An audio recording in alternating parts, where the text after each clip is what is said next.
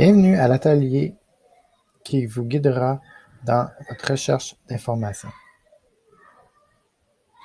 Avant de commencer, j'aimerais que vous réfléchissiez un instant sur ce que vous espérez apprendre dans cet atelier. Quelles sont les informations que vous cherchez en ligne? Quelles sont les informations que vous avez du mal à trouver? Que voudriez-vous apprendre sur la manière de chercher de l'information en ligne? Internet est une source incroyable d'informations. Presque tout ce que vous voulez savoir ou avez besoin de savoir s'y trouve. Le problème est qu'il y a tellement d'informations qu'il peut être difficile de trouver ce que vous cherchez. Il peut également être difficile de savoir si oui ou non vous pouvez faire confiance aux résultats de votre recherche. La bonne nouvelle, vous pouvez apprendre des étapes simples qui simplifieront vos recherches.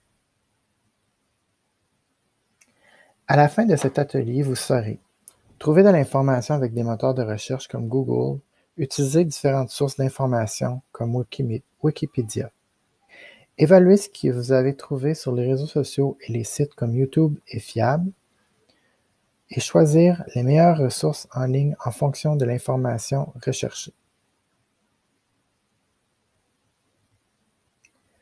En ligne, 4 types de ressources nous permettent de trouver de l'information. D'abord, les moteurs de recherche comme Google, puis les réseaux sociaux comme Facebook et les sites de partage comme YouTube et Pinterest, et enfin les encyclopédies comme Wikipédia. Les moteurs de recherche comme Google, Bing ou DuckDuckGo sont généralement la première étape lorsque vous cherchez de l'information en ligne, mais ils ne devraient pas être votre seule source. En effet, les résultats qui s'affichent ne sont pas organisés selon leur fiabilité et précision, mais triés selon leur pertinence par rapport à votre question. Parfois, les résultats de Google pensent être le plus pertinent et erronés ou trompeurs. Par exemple, le meilleur résultat pour la question « Qui a construit Stonehenge ?» est un lien vers un article pertinent, mais dont la partie mise en évidence décrit une vieille théorie erronée. En outre, les premiers résultats pour chaque recherche sont souvent des annonces publicitaires. Les annonceurs ont donc payé Google pour se trouver dans les meilleurs résultats. La question posée au moteur de recherche joue énormément sur la réponse obtenue. Même une petite différence dans la question peut tout changer. Si vous tapez « Combien y a-t-il de couleurs ?» la première réponse est 10 millions. Mais si vous tapez « Combien y a-t-il de couleurs dans un arc-en-ciel ?» la réponse est 7. N'utilisez pas Google comme un moyen d'obtenir une réponse unique. Ignorez l'encadrement en haut de la page et, à la place, jetez un coup d'œil aux liens et aux échantillons situés en dessous. Un moteur de recherche vous donne des liens vers d'autres sources, mais c'est à vous de choisir celles qui sont à jour et fiables. Puisque les moteurs de recherche vous donnent les résultats qu'ils pensent être le plus pertinents à votre demande, vous devez vous faire attention à la façon dont vous formulez vos recherches. Par exemple, si vous demandez si les chats sont meilleurs que les chiens, vous obtiendrez des résultats qui l'affirment. Mais si vous formulez votre question en demandant si les chiens sont meilleurs, vous obtiendrez alors des résultats opposés. Pour éviter de faire pencher votre recherche d'un côté ou de l'autre, formulez-la de manière aussi neutre et simple que possible. Et pour cette même raison, vous ne devriez surtout pas utiliser les recherches suggérées que Google vous recommande lorsque vous commencez à taper dans la barre de recherche. Celles-ci sont basées sur les recherches de tout le monde sur des sujets similaires. Il y a aussi certains éléments que vous pouvez ajouter au terme de votre recherche pour la rendre plus précise. Vous pouvez utiliser le mot « et » en majuscule ou le signe « plus » pour indiquer que les résultats doivent comprendre les deux termes au plus. Si vous voulez obtenir de l'information sur les oiseaux de proie et non sur les Raptors de Toronto, vous pouvez taper « rapace » et « oiseau » dans la barre de recherche. Vous pouvez également mettre des mots ou des phrases entre guillemets. Mettre un mot entre guillemets signifie qu'il doit être dans chaque résultat de recherche. Mettre une phrase entre guillemets signifie que le moteur de recherche cherchera ces mots dans cet ordre. Ainsi, au lieu de taper rapace, vous pourriez obtenir de meilleurs résultats en cherchant oiseau de proie entre guillemets. Une fois que vous avez des résultats, ne cliquez pas simplement sur les premiers. Rappelez-vous, l'ordre n'indique en rien leur fiabilité ou utilité.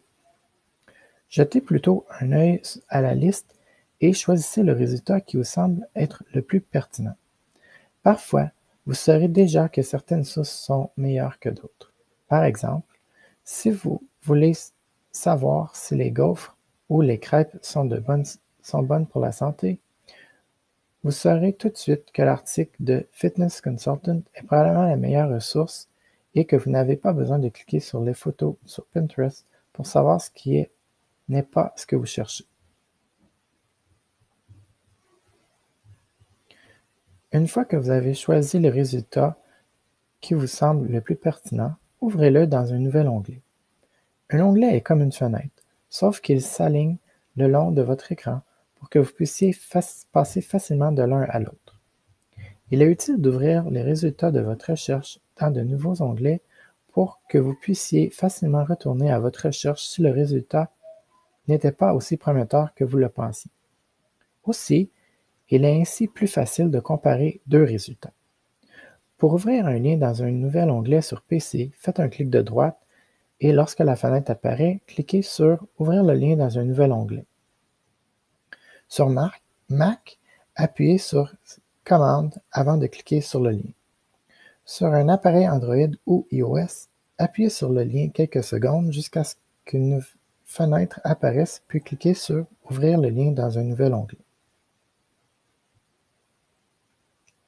La plupart du temps, le simple fait de jeter un œil à un site web ne pourra pas vous dire s'il est fiable ou non. Par exemple, il n'y a aucun moyen simple de savoir si le site de la Société française de pédiatrie est plus ou moins fiable que celui de Médocéan, un organisme à but non lucratif qui a aussi des informations sur les vaccins. Parfois, cela importe peu. Si vous avez besoin de connaître les horaires de la bibliothèque, vous savez que vous pouvez vous fier à son site web. Mais si votre recherche est plus complexe, vous devez vérifier les informations à 2 fois. C'est là que le fait d'ouvrir vos sources dans de nouveaux onglets est utile. En ligne, il est facile pour quelqu'un de dire tout ce qu'il veut sur lui-même. Nous voulons donc savoir ce que les autres ont à dire à son sujet. Nous pouvons ouvrir toutes les sources que nous souhaitons dans de nouveaux onglets pour les vérifier. Puis revenir à Google et faire une recherche sur chacune d'elles. Il est facile pour une source de dire ce qu'elle veut d'elle-même. Alors il est important de savoir ce que les autres ont à dire à son sujet. Si nous faisons une recherche pour la Société française de pédiatrie, nous pouvons voir qu'il y a beaucoup d'informations disponibles sur Internet à propos de cet organisme, y compris une page Wikipédia.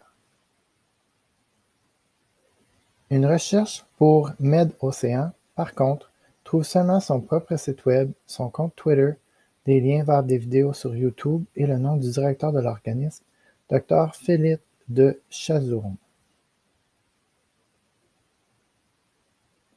Vous pouvez également parfois obtenir de meilleurs résultats en utilisant un moteur de recherche spécialisé. Certains d'entre eux font partie de plus grands moteurs de recherche. Google dispose ainsi d'un moteur distinct pour images, shopping, maps et actualités. La recherche actualité est très utile parce que, contrairement à la recherche principale, Google limite les sources qui peuvent y apparaître. Ce n'est pas fiable à 100%, mais pour beaucoup de sujets, cet onglet est plus fiable qu'une recherche Google ordinaire.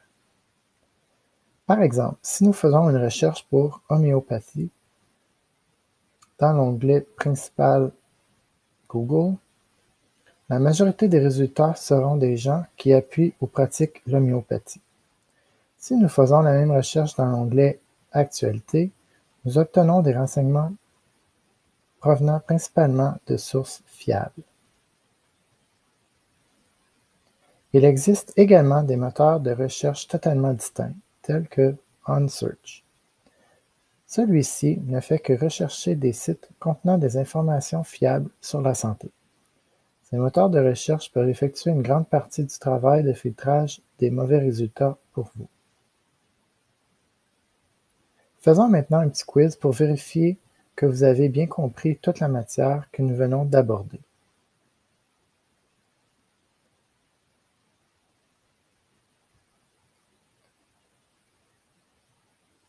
Mettons au test tout ce que vous avez appris jusqu'à présent.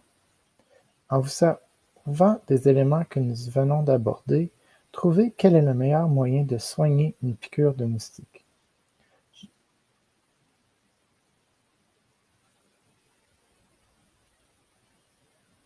Wikipédia est l'encyclopédie en ligne la plus connue. Certaines encyclopédies à l'ancienne comme larousse.fr sont en ligne, mais la plupart des encyclopédies en ligne sont réalisées par leurs utilisateurs, à l'instar de Wikipédia. Wikipédia est utile pour obtenir des informations de base sur des sujets sur lesquels vous ne connaissez pas grand-chose. Si vous voulez savoir ce que la plupart des gens pensent d'un site web ou d'un groupe, Wikipédia est un bon endroit où faire des recherches. Mais le site est moins utile pour les sujets qui se passent à l'instant présent, comme l'actualité, ainsi que pour les sujets qui intéressent peu de gens. Les articles Wikipédia sont écrits par des bénévoles. La qualité d'un article Wikipédia dépend donc du travail fourni par ceux-ci. Par exemple, l'article sur les Raptors de Toronto est beaucoup plus long que celui sur le Lyniraptor, un dinosaure peu connu. Cela ne veut pas dire que l'article sur Lyniraptor n'est pas précis, mais qu'il contient beaucoup moins d'informations et que si quelqu'un ajoutait des renseignements erronés, les autres utilisateurs mettraient plus de temps à les repérer et à les modifier. Lorsque les utilisateurs de Wikipédia remarquent une anomalie sur un article, mais ne sont pas en mesure de le corriger tout de suite, ils en avertissent les lecteurs en ajoutant un bandeau de maintenance. Les bandeaux de maintenance ne signifient pas nécessairement qu'un article n'est pas fiable, mais que vous devriez vérifier d'autres sources pour être sûr de l'information donnée. Wikipédia a également des rédacteurs bénévoles qui attribuent une note à chaque article. Les notes vont d'ébauche, signifiant que l'article ne contient que quelques détails, à article de fond, signifiant que c'est l'un des meilleurs articles sur Wikipédia. Vous pouvez voir la note donnée en cliquant sur l'onglet Discussion en haut de l'article. Cela vous montrera également ce que les personnes qui travaillent sur l'article en disent.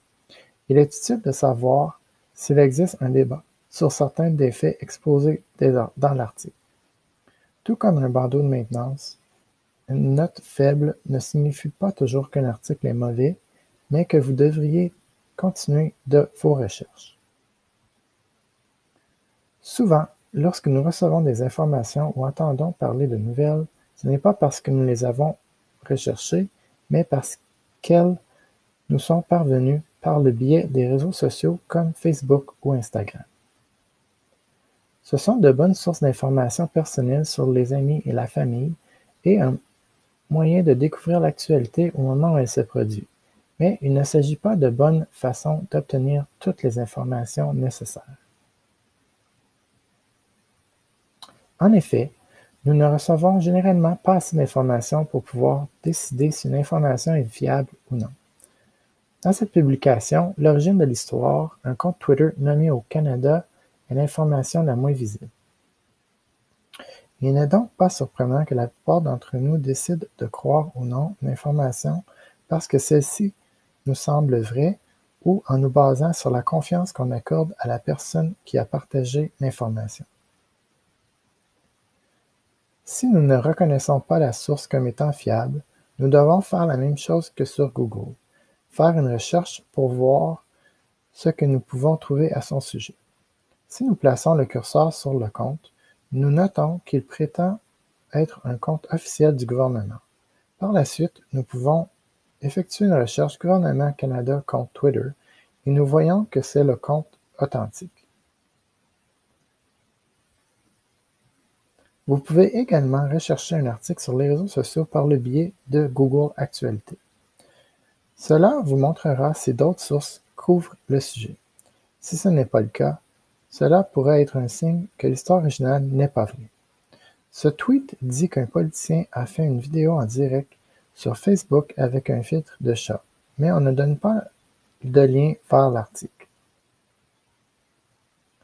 En effectuant une recherche dans Google Actualités, nous pouvons constater que plusieurs sources fiables ont confirmé l'information. Puisque les réseaux sociaux sont une affaire de partage, nous devons également faire attention à ce que nous y partageons. Après tout, nos amis et notre famille nous font confiance et comptent sur nous pour partager les bonnes informations. Assurez-vous de toujours vérifier avant de partager quoi que ce soit sur les réseaux sociaux. Outre les autres étapes que nous avons abordées, vous pouvez également utiliser des sites de vérification des faits tels que les décrypteurs pour voir si quelqu'un a démystifié une information avant de la partager. Un grand nombre de personnes obtiennent également des renseignements grâce aux sites de partage comme YouTube et Pinterest. Ceux-ci sont très bons pour les vidéos de démonstration et autres informations pratiques telles que les tutoriels de cuisine ou les tutoriels pour jouer de la guitare. Mais moins bons pour des choses plus complexes comme l'actualité ou les renseignements sur la santé. Étant donné que tout le monde peut publier sur ces sites, certains sujets peuvent contenir plus de renseignements erronés que justes. Par exemple, si vous tapez pyramide sur Google ou Wikipédia, vous obtiendrez généralement de bonnes informations. Si vous faites la même recherche sur YouTube, vous tomberez certainement sur des vidéos évoquant des théories auxquelles personne, connaissant un minimum le sujet, ne pourra croire. Même si vous choisissez une bonne source, comme cette vidéo de Histoire et civilisation, de mauvaises sources vous seront probablement suggérées dans la colonne à suivre. Grâce à un programme informatique, ces sites peuvent vous suggérer des vidéos qui pourraient vous intéresser. Le choix de ces vidéos se fonde en partie sur les vidéos sur lesquelles vous avez déjà cliqué. Tout comme les réseaux sociaux, ces sites essaient surtout de vous intéresser assez longtemps pour que vous regardiez les annonces. C'est avec ça qu'ils gagnent de l'argent. Et ces programmes informatiques ont compris que les gens regardent des vidéos extrêmes et effrayantes plus longtemps que celles qui contiennent de bonnes informations. La meilleure façon d'utiliser de tels sites, des sites tels que YouTube et Pinterest, est d'y faire de la recherche au lieu de surfer dessus. Utilisez-les comme un moteur de recherche, vérifiez la source, comme vous le feriez avec Google, et ne cliquez sur aucune vidéo à suivre ou recommander. Le nom de la chaîne Histoire et civilisation ne suffit pas à savoir si elle est fiable. Tout le monde peut s'appeler n'importe comment sur Internet. Mais en vérifiant, nous pouvons voir que les sources fiables comme National Geographic et Le Monde nous y redirigent. C'est donc probablement une bonne source. Faisons un autre petit quiz pour assurer que vous avez bien compris.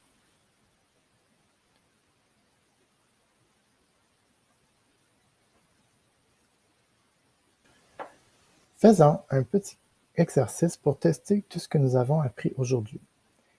Imaginez que vous souhaitiez savoir quelle race de chien convient le mieux à une maison avec de jeunes enfants.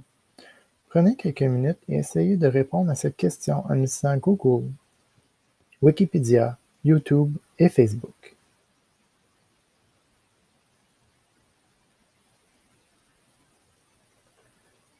Merci beaucoup de votre écoute et de votre attention. Bonne fin de journée.